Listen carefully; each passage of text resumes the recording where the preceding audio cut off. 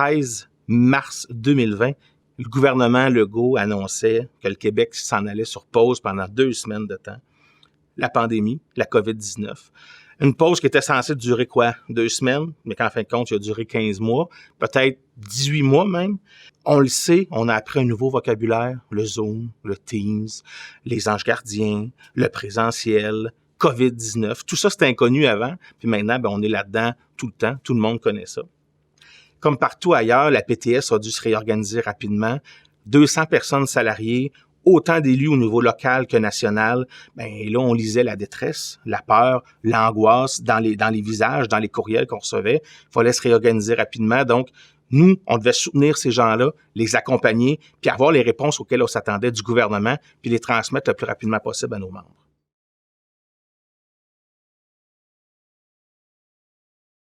On rencontrait les personnes représentantes nationales à chaque matin en début de pandémie et les personnes représentantes nationales nous alimentaient sur les réalités et les problématiques terrain. Et nous, de notre côté, on pouvait leur alimenter sur qu'est-ce que le gouvernement nous communiquait quotidiennement.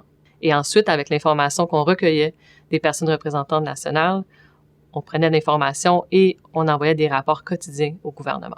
Comme rôle pivot dans la situation COVID, je tiens à remercier sincèrement les personnes représentantes nationales pour tout leur apport et toute l'énergie qu'elles ont mise pour nous informer sur les réalités qui ont été vécues sur le terrain par les membres et par les équipes locales. On est en avril, début avril, la pandémie sévit, on est confinés. Puis le gouvernement nous apprend via une conférence de presse que la COVID est rentrée dans nos CHSLD. Puis là, c'est l'hécatombe. Le gouvernement est surpris, la population est surprise. Ceux qui sont pas surpris, c'est nos intervenants qui sont sur le terrain depuis des années puis qui le disent que ça va pas bien. Une chose est certaine, nos aînés sont vulnérables. Ils ont besoin de soins. Et c'est dans ce contexte-là que nos intervenants de la catégorie 4, nos professionnels, nos techniciens, vont aller en renfort pour donner des soins à nos aînés les plus vulnérables. La pandémie, là, dès le début, ça a été pour nos membres quelque chose de complètement fou. Ils se sont fait embarquer par la gestion par arrêté. Puis par la gestion par arrêté, ça a été le suspens des droits de nos travailleuses puis nos travailleurs, puis la mise en place de qu'est-ce qu'on appelle le délestage et la réaffectation. Il y a une chose qu'il faut dire, là, c'est que notre monde a toujours répondu présent pour aller prêter main forte à la pandémie. Puis ça, souvent, on le sait, notre monde, ça a le cœur, ça a la main, ça a le devoir bien placé. Ils l'ont fait au détriment souvent de leurs patients. Ce qui fait en sorte que, leurs patients, nos listes d'attente s'allongeaient. Donc, notre monde, il vivait une grande détresse psychologique et déontologique. On les mettait dans des situations pas possibles, un chaos pas possible qui ne permettait pas une organisation saine du travail. Nos gens se sont mis à risque sur le plan psychologique, mais aussi sur le plan physique. Notre monde, ils n'ont pas pensé à ça. Ils ont pensé aux gens qui avaient besoin d'eux autres. Puis c'est ça, nos membres, du monde qui peuvent pas faire autrement que de répondre présent. Puis ça, le gouvernement l'a souligné à quelques fois. Merci à nos gens d'avoir été présents. Mais je pense qu'ils ont besoin de plus que des merci, notre monde. Puis ça, on est là aussi pour le dire. Merci à notre monde d'avoir été là, mais ça serait le fun que le gouvernement, une fois de temps en temps, fasse plus que des merci, mais puis une réelle reconnaissance. C'est ça qu'ils ont besoin, notre monde. Tu sais, au début, là, notre monde, il y avait pas de masque. On les envoyait à domicile faire des évaluations. Puis, ils se faisaient des visières avec des acétates pour se protéger, pour être encore capable de donner des soins aux patients. Parce que, au-delà de tout ça, ça devait continuer. L'une des principales souffrances de nos professionnels ou des enjeux qu'on peut dire qu'ils ont vécu, c'est le fait qu'ils étaient tout seuls. Ils étaient tout seuls. Une absence complète de la gestion. Les gestionnaires n'étaient pas là ni pour les entendre dans leur détresse psychologique, ni pour les entendre sur leur détresse déontologique. Ils les ont laissés seuls devant une situation exceptionnelle sans aucun support. Puis ça, on l'a retrouvé aussi par le fait qu'il n'y a eu aucune couverture pour les listes d'attente, les dossiers qui ont été laissés de côté par notre monde. On le sait, nos gens les plus touchés par le délestage et la réaffectation, c'est notre monde du psychosocial et de la réadaptation. Des gens qui, à la base, donnaient des services à la population et qui, là, ont dû laisser ça de côté.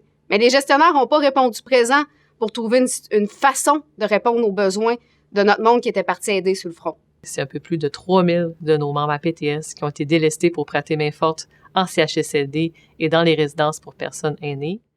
À la PTS, comme syndicat, on a insisté pour que nos membres qui étaient délestés aient une formation suffisante avant de se rendre dans les CHSLD, dans les résidences pour personnes aînées, parce que dans certains contextes, ce n'était pas toujours le cas. Nos membres n'avaient pas toujours une formation. On avait également une table spécifique COVID avec le comité patronal en santé et services sociaux pour gérer des situations problématiques qui nous venaient des relations de travail et en santé et sécurité du travail. Et également, on revendiquait des meilleures conditions de travail pour nos membres qui étaient au front. S'il y a bien une chose que la pandémie nous a appris, c'est la mise en lumière de la fragilité de notre réseau de santé et services sociaux, mais aussi la fragilité de nos CHSLD, des soins donnés en CHSLD. On le sait, en tout cas, nous, on le savait à la PTS depuis longtemps qu'on devait revoir le modèle de soins. Un modèle de soins et de services qui n'était pas juste axé sur des préoccupations pécuniaires, mais aussi sur des préoccupations qui touchent le patient dans son quotidien. Donc, on parle d'une approche holistique, on parle d'une approche transversale, on parle d'une approche humaine. Notre monde de la catégorie 4, ce qu'ils veulent, c'est réhumaniser le réseau de la santé et des services sociaux, puis être en mesure de donner des soins de qualité, notamment à nos aînés en CHSLD. Donc, qu'est-ce qu'on doit savoir de la pandémie? Ben, il faut avoir des apprentissages. C'est-à-dire apprendre du pire pour que plus jamais l'intolérable se reproduise. Ben, la prime COVID. Ben, ça, on peut se le dire, là. Dès le début, nos membres ont été traités de manière injuste face à l'octroi de la prime COVID. Devant cette injustice-là, ben, la PTS ne pouvait pas demeurer muette. Donc, qu'est-ce qu'on a fait? C'est qu'on a mobilisé notre monde. On a mobilisé notre monde pour qu'ils aillent voir la population, qu'ils leur fassent entendre l'injustice à laquelle ils étaient confrontés. Écoutez, on avait des gens qui travaillaient côte à côte avec d'autres types d'emplois qui, eux, par exemple, avaient la prime 8 %. Puis nos gens à côté, ben il y avait juste la prime 4 %, un traitement inégal. C'est à croire qu'aux yeux du gouvernement, ben nos membres étaient invisibles. Ben nous, notre monde, on y tient. Puis on est fiers du travail qu'ils font. Puis c'est pour ça qu'on a fait tout ce qui était en notre possible pour faire les représentations politiques, pour qu'il y ait une voix à l'Assemblée nationale, pour que le gouvernement, M. Legault, puisse enfin comprendre que notre monde avait besoin d'être traité de manière juste et équitable.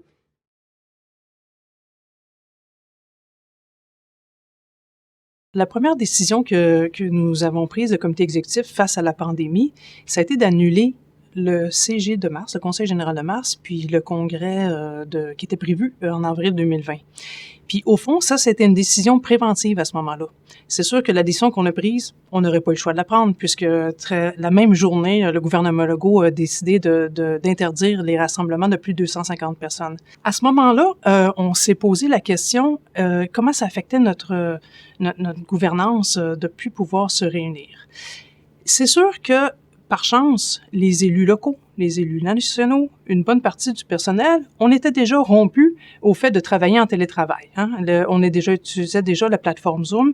Donc, pour tout ce qui touche les comités exécutifs, les équipes locales, les exécutifs, le Conseil national, on a pu poursuivre nos activités.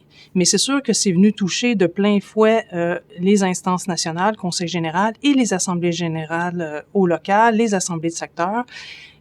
Donc, c'est ces activités-là qu'on a dû interrompre à travers un plan de continuité, où est-ce qu'on a mis fin, dans le fond, à la plupart des activités qui exigeaient du présentiel. Donc, on s'est posé la question comment les travaux qu'on avait à faire, les décisions qu'on avait à prendre dans l'organisation étaient affectées par ça. Et dans une perspective de court et moyen terme, on s'est rendu compte qu'on pouvait quand même continuer de fonctionner. Notre premier conseil général, qu'on avait convoqué en 2 demi-journées pour se permettre de faire des ajustements. On avait convoqué le 29 et le 1er juin, où s'était donné une certaine souplesse pour pouvoir s'ajuster. Et aussi, on était content parce qu'on avait à ce moment-là la possibilité de convoquer un conseil général où on n'avait pas nécessairement de décision à prendre parce qu'on voulait être certain que toute notre mécanique, l'exercice du vote se passe bien. Donc, c'est à la fin mai, enfin, qu'on a pu commencer ces instances-là à distance. Ça a été quand même un succès là sur le plan opérationnel. on peut reconnaître que quand même, ça n'a pas toujours été facile quand même.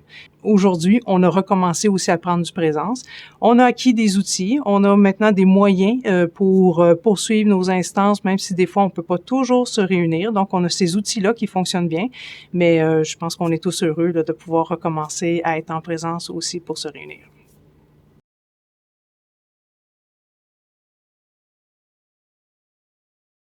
Avec la crise, il a fallu vraiment se revirer de bord rapidement.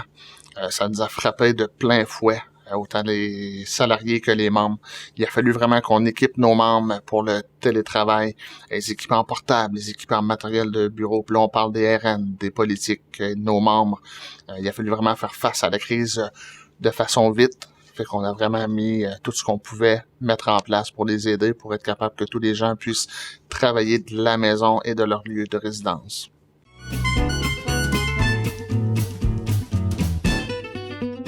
Hiver 2019. Qu'est-ce qui se passe à la négociation? Bien, c'est assez facile. On fait des consultations, on va cueillir des données, on va recueillir des commentaires de nos membres pour voir qu'est-ce qu'ils ont besoin pour la prochaine négociation. On ramène tout ça, on compile ça, puis après ça, bien, on est à créer le cahier de demande qu'on a déposé, je ne sais pas si vous vous en souvenez, en octobre 2019. On était tous à Québec, on a fait des haies d'honneur, une grosse manifestation pour que l'équipe de négociation de l'époque aille porter en main propre les demandes au gouvernement du Québec. De l'automne 2019 jusqu'à mars 2020, qu'est-ce qui se passe à la négociation? Bien, c'est pas bien compliqué. C'est nouveau, mais le gouvernement a des demandes. Donc, nous, on dépose nos cahiers de demandes. Le gouvernement fait la même affaire. Il y a des demandes de recul importants. Donc, de octobre jusqu'à mars, à peu près, il y a énormément d'allers-retours entre la PTS et le gouvernement, tant au niveau sectoriel qu'au niveau intersectoriel. Donc, c'est beaucoup d'explications. On explique nos demandes, on amène de l'argumentaire. Le gouvernement fait la même chose sur son côté en expliquant la pénurie de main-d'œuvre et tous les autres falbalas qu'il y a à nous dire. Mais ça stagne. Autant la PTS demeure inflexible, autant le gouvernement demeure inflexible. Puis ça, ben, c'est jusqu'à l'arrivée de mars 2020. Printemps 2020, vous savez, la pandémie arrive. Le gouvernement nous dit, on veut négocier de façon, en faisant un blitz, en fait. Donc, on accepte, les organisations syndicales acceptent en disant, bien, on va voir ce que le gouvernement a offert, parce que son argument principal, c'est de dire, c'est la pandémie, on a besoin que nos anges gardiens soient sur le terrain, donc, on accepte, on va voir qu'est-ce qu'il y en est. En fait, on se rend compte assez rapidement que le gouvernement, il change pas ses offres, c'est du pareil au même.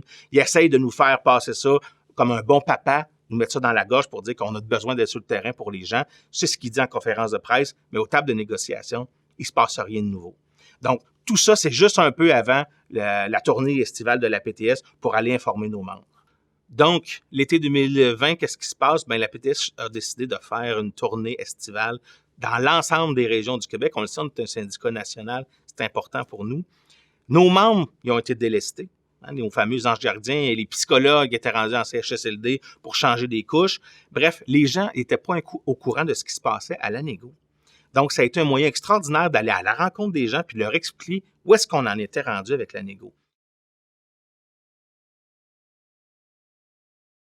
Bien, la PTS a fait face aussi, lors de cette négociation, à la nouvelle réalité de la façon dont on doit maintenir les services essentiels dans nos établissements, c'est-à-dire le projet de loi 33.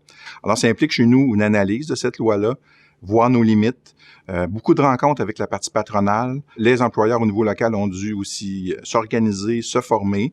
On a formé nos équipes locales et on a appliqué cette grève-là parce qu'on est les seuls à avoir fait la grève en santé et services sociaux. Fait qu'on est allé du début de l'analyse de la loi jusqu'à l'application et on est pas mal fiers du résultat que ça a donné. Et ça, grâce aux efforts des équipes locales, parce qu'elles ont réussi à négocier dans chacun des établissements qu'on représente des ententes de services essentiels. Et ça, je vous dirais que le travail qui a été fait est vraiment formidable, exemplaire, parce qu'on a bien sorti dans les médias et on a fait ça de façon professionnelle. Et ça, je suis très fier des équipes locales. La formation et l'éducation syndicale est un secteur très important à la PTS. Ça sert à former les gens des exécutifs locaux, les représentants nationaux et les personnes conseillères. On forme les personnes des exécutifs locaux dans leur rôle, donc secrétaires, trésorières, pour qu'ils puissent bien faire leur travail. Pour la négociation nationale, le secteur a monté une formation sur les horaires de grève afin d'outiller les représentants nationaux et les exécutifs locaux. Ensuite, il a fallu aussi s'organiser pour les assemblées générales spéciales. Donc, le secteur a outillé aussi les représentants nationaux pour pouvoir faire une belle présentation. Pour l'organisation syndicale, le secteur a collaboré à développer certaines formations dont l'outil GEM, sur le maraudage, sur le cadre législatif et d'autres formations pour les personnes conseillères. La formation pré-congrès pour les représentants nationaux a été organisée par le secteur de la formation et de l'éducation syndicale. Pour soutenir l'action sociopolitique, le secteur a collaboré à la mise en place de la 2e édition du Carrefour des idées, a aussi monté la formation Agir avec perspective et a coordonné les webinaires en action sociopolitique. Ce qu'il faut retenir, c'est que le secteur travaille toujours en collaboration avec les autres secteurs. Par exemple, la formation sur la surcharge de travail, ils ont eu besoin du SOTEP, des relations de travail, de la santé et sécurité au travail. Donc, on est à la fin mars. Le Conseil du Trésor vient de faire un nouveau dépôt qui traite à la fois des matières intersectorielles et sectorielles. Rapidement, dans notre perspective sectorielle, on regarde ça puis on dit que c'est pas suffisant. On a un conseil général qui se tient le 6 avril et dès ce conseil général-là, on décide de rejeter cette offre patronale-là. Il y a de même pour moins qu'on a des travaux à faire. En l'occurrence, on a des travaux à faire au niveau de l'intersectoriel. Rappelez-vous, l'intersectoriel, on parle à la fois de la FIC et de la PTS en même temps. On a des travaux pour le 12 avril. On se présente au Conseil du Trésor pour faire une première contre-offre. Réagir à ce dépôt patronal-là qui ne nous convient pas. À ce cadre-là, on revient avec notre offre salariale qu'on souhaite obtenir et on fait un ensemble de discussions qui finalement fait juste éclaircir certains points. On se prépare en parallèle de ça en Conseil national de négociation à un nouveau dépôt sur les matières intersectorielles. Comme quoi, là, on veut bonifier notre offre salariale en l'occurrence. En parallèle de ça, évidemment, on a des travaux à faire pour la PTS au niveau sectoriel, travaux qu'on fait évidemment avec le Conseil national de négociation, et on prépare un dépôt pour le 20 avril dans le processus de négociation. Comment qu'on est arrivé à 4 jours de grève? L'immobilisme du gouvernement, le fait que il n'y avait rien sur la table de négo qui faisait en sorte que notre monde avait une juste reconnaissance du travail qui était accompli, du travail qu'ils accomplissent chaque jour. Devant cet immobilisme-là, la seule réponse crédible qu'un syndicat peut donner au point où on était rendu, c'était d'aller chercher un mandat de grève fort. Puis, au printemps dernier, ce qu'on a fait, c'est qu'on est allé voir nos membres, puis on leur a demandé à quel point ils étaient indignés, puis à quel point ils étaient prêts à nous suivre afin de créer un rapport de force crédible à la table de négo, puis être en mesure de dire à quel point ils étaient indignés de rien avoir à sa table, de ne pas se sentir reconnus. Mais il faut croire qu'ils étaient indignés, notre monde, parce qu'ils ont voté un mandat de grève fort, 92,4 %, c'est pas rien. Donc, c'est comme ça qu'on s'est rendu à 4 jours de grève. Donc, avec le dépôt du 20 avril, on amorce un processus de convergence. On a quelques modifications, on priorise certaines demandes. Donc, on essaie d'avancer là, vers un objectif d'une entente. Coup de théâtre, ensuite de ça, le 2 mai, le premier ministre interpelle les chefs syndicaux pour une rencontre au sommet. Son message se veut un signe d'impatience sur la progression des travaux de négociation. De notre côté, l'ensemble des chefs syndicaux livrent le message comme quoi que actuellement, le réseau vit une situation difficile, les conditions de travail sont difficiles et le message des chefs syndicaux est à l'effet qu'il doit y avoir une bonification là, de l'offre du gouvernement. Par la suite des choses, on continue nos travaux avec le Conseil du Trésor. Il revient en contre-offre au niveau intersectoriel. Quelques avancées sur le salaire, mais de notre perspective, on est loin du compte en quelque sorte pour aboutir à une entente encore une fois. On décide de la tenue d'un conseil général à la mi-mai. On revient avec la position du premier ministre. Nos membres sont insatisfaits, sont mécontents. On adopte un calendrier de grève de 4 jours à tenir au mois de juin.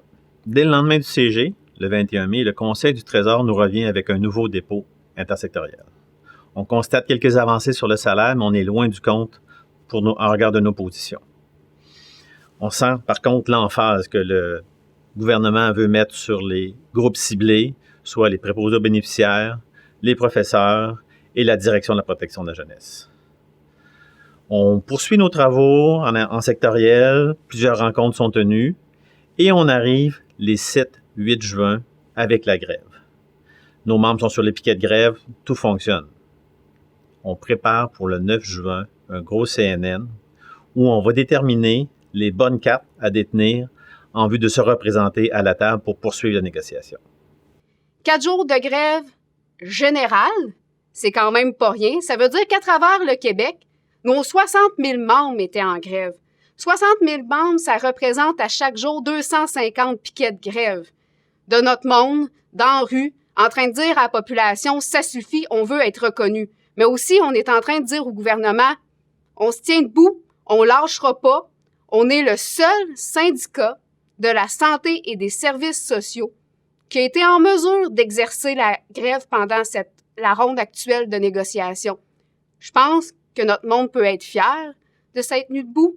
Puis le gouvernement, lui, maintenant, quand il va entendre le mot APTS, il va savoir que la PTS, c'est une APTS militante, une APTS combative, puis un APTS qui ne lâchera rien.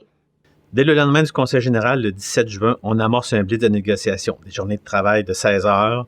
La fatigue se fait sentir. On poursuit nos travaux. On maintient le cap pour en arriver à presque une entente. La demande du 37.5 pose problème. On va voir notre Conseil national de négociation. Le 23 juin, on tient un gros CNN pour venir présenter les gains obtenus dans le cadre de l'entente. Le Conseil de coordination de négociation recommande l'adoption de l'entente. De multiples négociations se passent autour de la journée et au final, on rejette l'offre. Le Conseil national de négociation demande à l'équipe de négociation d'aller livrer le message au Conseil du Trésor tout en précisant les 3 demandes importantes. Modification pour le 37,5 heures, le 5 jours de congé mobile et le statu quo pour la prime trouble grave de comportement. À la mi-juillet, on tient un nouveau Conseil général. Lors de ce Conseil général, on décide de présenter l'offre patronale à nos membres sans recommandation. Pour la suite des choses, au mois d'août et de septembre, on fait les travaux nécessaires pour la tenue des AGS, documentation, formation. La tournée des AGS commence le 13 septembre et est prévue se terminer le 22 octobre. En pleine tournée d'AGS, coup de théâtre. Le 23 septembre, le gouvernement annonce une prime importante pour le retour au travail à temps complet des infirmières. Ça sème l'indignation chez nos membres à un niveau jamais vu jusqu'à maintenant. Le 24 septembre au matin, grosse conférence de presse de la PTS où on demande une rencontre avec le premier ministre et on annonce la suspension de nos AGS. On rencontre la présidente du Conseil du Trésor le 30 septembre pour exiger plus dans le cadre d'une entente et souligner l'importance de la reconnaissance de nos membres. Au cours du mois d'octobre, on reprend les échanges avec le Conseil du Trésor. On dépose nos 7 nouvelles demandes. Les échanges sont difficiles. La situation évolue pas, ça traîne. On demande à notre président d'entrer en scène, de jouer de nouvelles cartes politiques. On interpelle le ministère de la Santé et des Services sociaux.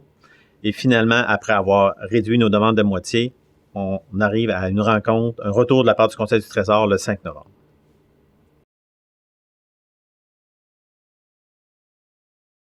Dans le secteur de l'équité des relativités salariales, on a poursuivi nos travaux tout au cours de l'année en lien avec la reconnaissance professionnelle et salariale de nos membres, tant sur l'équité que sur les questions de nomenclature.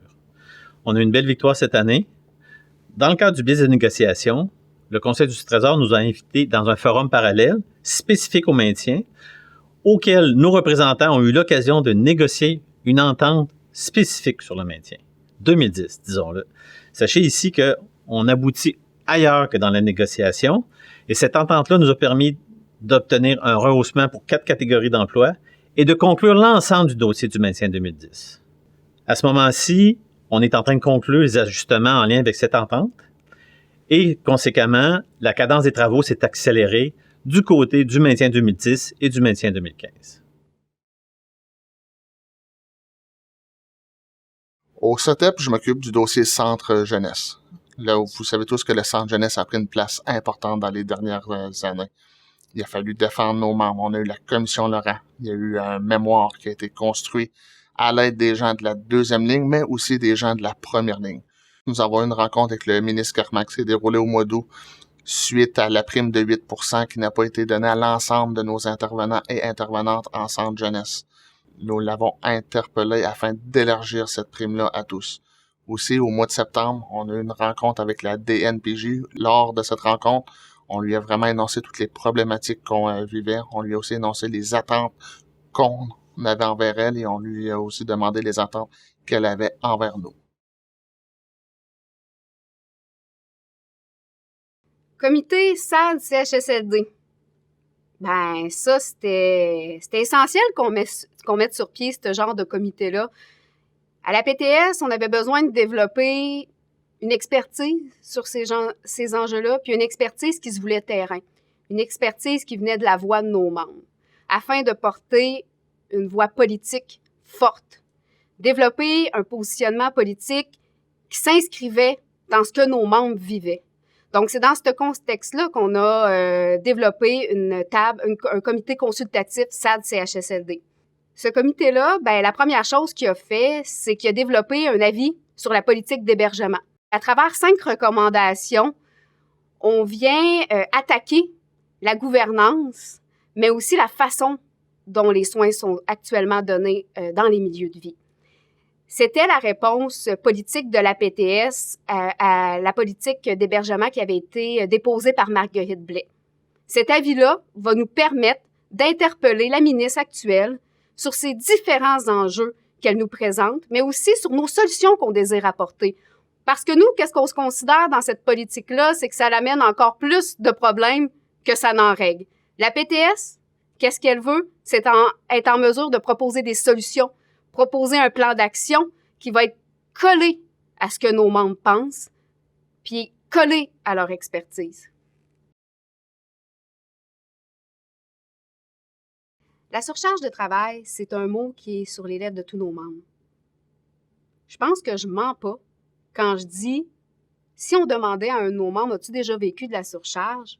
Je pense que la majorité, ou même, j'irais jusqu'à dire, tous nos membres nous diraient qu'ils ont déjà vécu une situation de surcharge. La surcharge de travail, c'est le symptôme d'un réseau de santé et de services sociaux qui est malade. La surcharge de travail, c'est ce que nos membres vivent au quotidien. C'est une détresse. C'est une fatalité, hein? À peu près tous les intervenants de la catégorie 4 vont vivre au moins une fois dans leur carrière un arrêt de maladie. Puis la majorité du temps, ben c'est en lien avec la surcharge de travail. Parce que la surcharge de travail, c'est pas quelque chose qui est concret pour le gouvernement. Le gouvernement, lui, ce qu'il fait, c'est qu'il compte des chiffres, il fait des stats, mais la souffrance liée à la surcharge, ben il la voit pas. Afin que nos membres se sentent outillés afin de dénoncer cette surcharge-là, ben la PTS, qu'est-ce qu'elle a fait? C'est qu'elle a créé un comité de surcharge afin de s'attaquer aux solutions, puis afin d'outiller nos membres. Puis outiller nos membres, ben qu'est-ce que ça veut dire? Ça veut dire leur fournir le matériel nécessaire pour qu'ils puissent le dénoncer, mais aussi donner des formations pour qu'ils puissent le faire, pour qu'ils puissent l'adresser à l'employeur un nom solide, pour qu'ils se sentent solides de le faire. Parce que la surcharge de travail, il y a une partie qui est dans les relations de travail, mais la grande partie que nous, on veut que notre membre sache, ben c'est qu'il soit capable de dire non, qu'il soit mobilisé. Dire non à la surcharge, c'est se mobiliser contre la surcharge. Puis, à la PTS, ben on a développé des outils pour qu'ils puissent le faire, puis on va continuer à en développer parce que pour nous, c'est un essentiel. Puis, pour soutenir ces dénonciations-là, ben nous, on continue à monter des dossiers pour que le gouvernement puis que la population soit au courant que notre monde vive la surcharge de travail. Au sein du SOTEP, afin de connaître davantage la réalité au niveau des CRDI-TSA, on a créé un sondage qui va être déployé bientôt et on a aussi monté une vidéo à laquelle on voit la réalité puis le vécu des gens qui y travaillent au quotidien.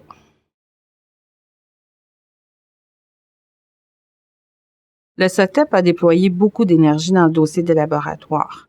Premièrement, il y a eu toute la contribution des laboratoires pendant le temps de pandémie. Il y a eu aussi la non-reconnaissance des primes du gouvernement, donc il y a eu des représentations qui ont été faites à ce niveau-là. Il y a la semaine des laboratoires où on a profité pour faire quelques campagnes. Il y a eu la campagne positif et négatif. Il y a eu aussi la campagne Impose ta pause. On a fait aussi une activité de mobilisation qui est la forêt des mal-aimés. Et finalement, on a participé aux États généraux de l'OPTMQ.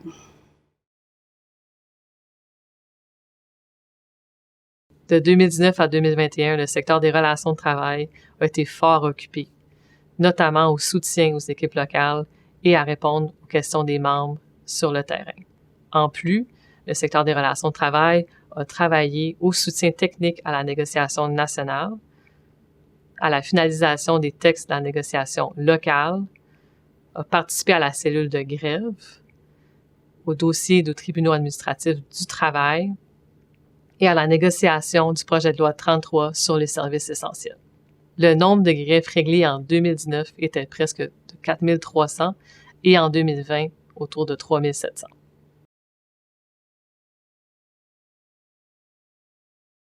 Le secteur de la santé et sécurité au travail a joué un rôle crucial pendant la période de pandémie. Ils ont participé activement aux cellules de crise. Ils ont produit des outils d'information et de prévention sur les équipements de protection individuelle.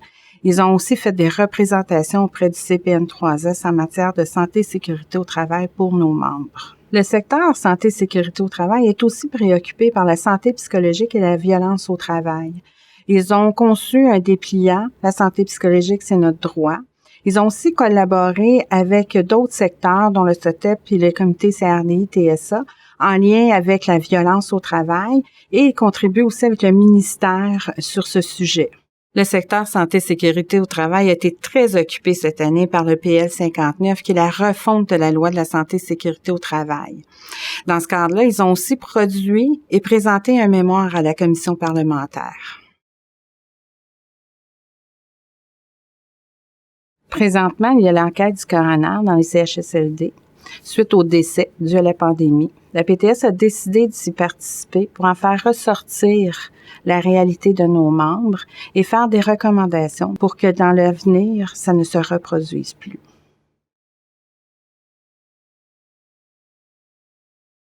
Je m'occupe aussi d'un autre secteur qui est la sécurité sociale. La sécurité sociale, ça englobe l'assurance maladie, l'assurance dentaire. On parle aussi de formation REGOP, de service aux membres. J'ai une belle équipe qui répond aux membres au quotidien à leurs questions.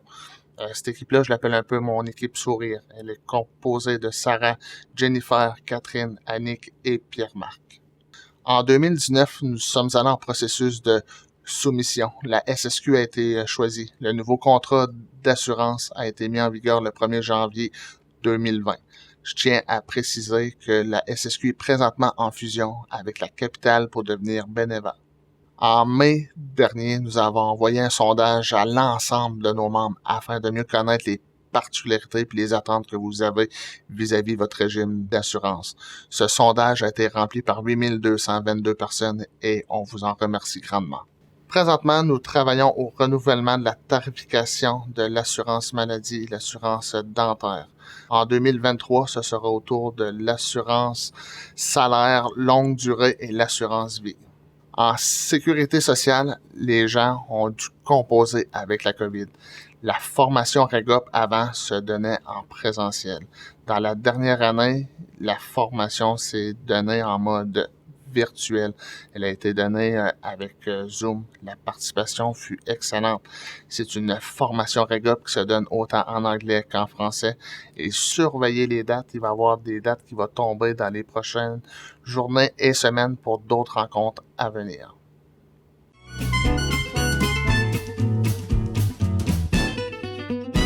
Nos membres nous disent souvent, ils aiment voir la PTS dans les médias, ils aiment ça se reconnaître dans les médias écrits, à la radio, à la télévision. Mais on a des bonnes nouvelles pour eux parce qu'en 2018-2019, on avait 1100 parutions, 1100 mentions de la PTS dans les médias. Et en 2020-2021, on est monté à 8700 mentions dans les médias. On a travaillé fort, on a un beau résultat, nos membres vont sûrement être contents de ça. Alors, depuis quelques années, le numérique a pris quand même pas mal de place à l'EPTS. On a pris le virage. Si on pense à notre magazine qui s'est transformé en magazine numérique, le Bleu APTS, qui traite de dossiers de fond, qui donne une place à nos secteurs, qui vient aussi susciter une certaine mobilisation. Donc, il y a beaucoup de lecteurs qui vont chercher ce magazine-là. Dans nos médias sociaux, on a Facebook aussi qui a augmenté de façon considérable sa visibilité, sa présence. On n'a qu'à penser que dans les périodes les plus intenses de fréquentation, on peut aller jusqu'à 700 000 vues par mois, ce qui est quand même très impressionnant. On a aussi revampé notre site Internet complètement et ça nous a permis d'augmenter la fréquentation du site de 71 % depuis sa mise en ligne. On l'a rajeuni, on l'a mis plus beau, on est bien content de cette réalisation-là. Donc, pour le numérique, la PTS a totalement pris sa place.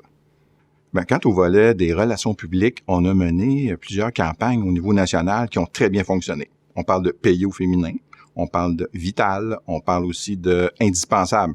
Ces campagnes-là ont pris leur place au niveau des médias, ont été reconnues par les médias, ont attiré leur attention et l'attention de nos membres aussi. C'est ce qu'on voulait. Les décideurs politiques nous voient aller, regardent ces campagnes-là et on attire l'attention aussi des décideurs. C'est ce qu'on veut aussi, particulièrement dans une négociation.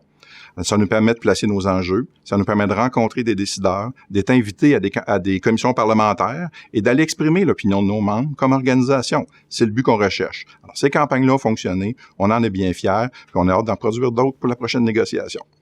Le secteur des communications et des relations publiques a un rôle de soutien dans l'organisation, autant au point de vue du Conseil national, de tous les secteurs de la PTS, de tous nos exécutifs locaux. Et là, on parle de production écrite, on parle de production vidéo, on parle de graphisme aussi et la traduction de tout ce beau matériel-là. Il y a un travail énorme qui se fait, puis on est pas mal fiers de ça dans notre organisation.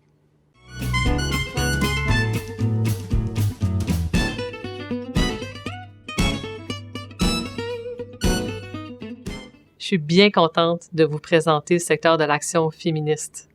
Je réalise qu'on a été bien actifs dans les dernières années au secteur. On a participé notamment au collectif 8 mars, dont la campagne en 2020 était féministe de toutes nos forces, et en 2021, écoutons les femmes.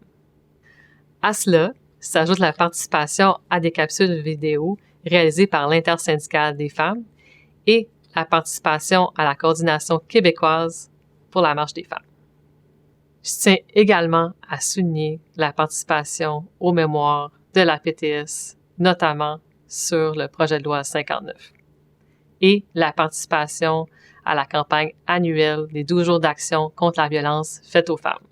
C'est vrai que la pandémie, la crise sanitaire a vraiment mis en lumière le rôle des femmes dans notre société. D'abord, au front, pour lutter contre la pandémie, soutenir la population là-dedans, nos membres, les salariés qu'on représente et beaucoup d'autres aussi. Ça a mis aussi en lumière, malheureusement, la précarité de beaucoup de travailleuses féminines qui ont été touchées de façon plus importante par la crise sanitaire, puis le ralentissement économique, la fermeture de toutes sortes de commerces. Ça a mis aussi en lumière, malheureusement, et accentué les problèmes vécus par les femmes sur le plan de la violence conjugale. Donc, ça amène beaucoup de questions importantes, ça nous les a mis en relief, puis c'est des choses qu'il va falloir continuer, là, dans le fond, de défendre, de soutenir les femmes un peu partout. Fait que ça, c'est un apport important aussi là, qu'on a eu du secteur de l'action féministe, mais à travers cette crise-là.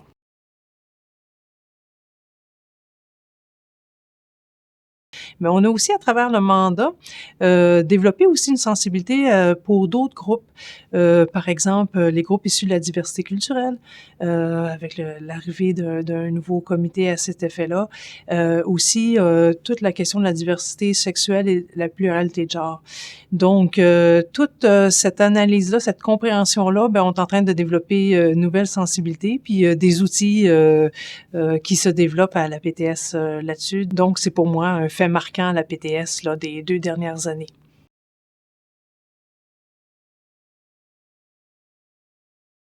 Ce qu'on peut dire, c'est que le secteur socio-politique, depuis les 2 dernières années, il n'a pas chômé. C'est un secteur en pleine expansion, en pleine ébullition. Puis, cette hyperactivité-là, elle se manifeste à travers notre collaboration avec les autres secteurs, notre collaboration dans diverses coalitions, notre implication dans diverses tables intersyndicales, que ce soit pour l'environnement ou la justice fiscale, ou même pour l'accès aux soins de santé et services sociaux dans le réseau. Ce qu'on peut dire du secteur sociopolitique, c'est qu'il est présent. Il est présent pour faire de la PTS un acteur politique incontournable. Comme vous allez le voir dans le congrès actuel, un des principaux travaux de l'action sociopolitique s'est penché sur le développement de notre première plateforme sociopolitique. Une plateforme qui se veut ancrée dans les valeurs et les préoccupations de nos membres. Ces valeurs et ces préoccupations qui ont été amenées lors du dernier congrès en 2019. Cette plateforme politique-là, ça va être le socle de nos prochaines actions politiques à la PTS. Elle nous amène directement à nos projets phares qui vont être le moteur de nos prochaines campagnes politiques à la PTS. Campagne politique qui fera de la PTS un incontournable parce qu'il va avoir une voix forte qui va représenter les valeurs de ses membres, mais aussi ses préoccupations et aussi les solutions qu'il propose à la population pour répondre à leurs besoins en ce qui a trait, par exemple, à l'accès en santé et en services sociaux. Notre plateforme politique, nos projets phares, nos campagnes politiques, c'est ce qui fait que on va avoir une culture militante à la PTS, puis qu'on va être fiers de cette culture militante-là. Une culture militante, c'est le ciment de nos membres, puis c'est qu'est-ce qui donne une colonne politique. Donc, lors de ce congrès, vous allez être appelés à voter sur cette première plateforme politique à la PTS.